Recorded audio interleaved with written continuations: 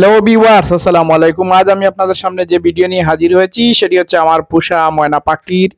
সেই ময়না পাখিটিকে আমি কিভাবে গোসল করাই, কিভাবে যত্ন নেই, কিভাবে তাকে খাওয়া দাওয়া দেই সেটি আপনাদেরকে দেখাবো। বিশেষ করে এটা কি আমি সপ্তাহে 2 থেকে 3 দিন গোসল করাই। শীতের দিন হলে প্রতি সপ্তাহে 1 দিন, আর গরমের দিন 3-4 দিন হলেও তাকে গোসল করাই। আজকে তাকে গোসল করানোর জন্য আমার বাথরুমে নিয়ে এসেছি। দেখতে পাচ্ছেন এই শাওয়ার ছাড়িয়ে দেওয়ার পরে সে অনায়াসে নিজে নিজে গোসল করতেছে। পাখিটি নিজে নিজে গোসল করে এই কল ছেড়ে দেওয়ার পরে খুব ক্লিন থাকতে সে পছন্দ করে।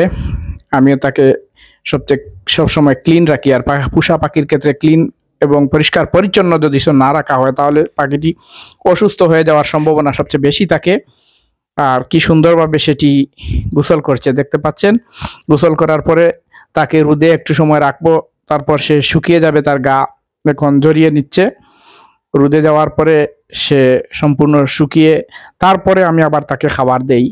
আমার প্রিয় এই পাখিটি কথা বলতে পারে, 7 থেকে 8 ধরনের কথা বলতে পারে। এটি প্রায় 1.5 বছর বয়স হবে পোষা ময়না পাখিটির। ময়না পাখি অনেকেই যারা পুষে থাকেন তারা ময়না পাখিকে কিভাবে গোসল করাবেন, ভিতরে খুলে বাটি দিয়ে পানি দিবেন নাকি না দিবেন, এটা নিয়ে অনেকে হিমশিম খান।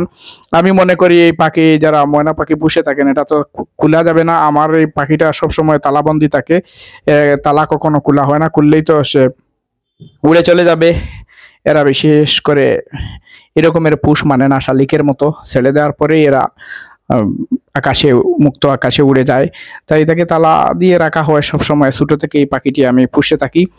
এটি আমার খুব প্রিয় একটি পাখি। এই পাখিটি আমি গোসল করাই, পরিষ্কার পরিচ্ছন্ন রাখি। আর গোসলের পরে যে সময় সে সম্পূর্ণ শুকিয়ে যাবে তারপর তাকে আমি আবার খাবার দেব। খাবারের ক্ষেত্রে বিশেষ করে আমি তাকে ময়না পাখির যে কিনা একটি ফিড আছে সেই ফিডটি আমি সকাল দুপুর 2 বেলা দেই। ভাত খাওয়াই, কলা খাওয়াই, তারপর আরও ফ্রুটসও খায়। সে ড্রাগন ফলও খায়। বিভিন্ন ফলাদি তাকে দিলে সে সবচেয়ে বেশি পছন্দ করে। কলা ফল খেতে বেশি ভালোবাসে। ভাত খায়, সেই পাখিটি ভাত খায়। সবসময় ভাত দেই না, বিশেষ করে ভাত শুধুমাত্র ভাত দিলে পাখিগুলার নাকি ক্ষতি হতে পারে, তাই তাকে ফিডও দেই। সে সবচেয়ে স্বাচ্ছন্দ্য বোধ করে ফিড দেওয়ার পরে। এখন তাকে তার জায়গায় নিয়ে রেখে দিয়েছি, গোসল শেষ।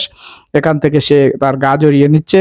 গা জড়িয়ে নেওয়ার পরে পুরা সে যখন শুকিয়ে যাবে তখন তাকে আমি পানি দেব। আর পানির পট, খাবার পট প্রায় সপ্তাহে আমি একদিন এদেরকে পরিষ্কার করি যাতে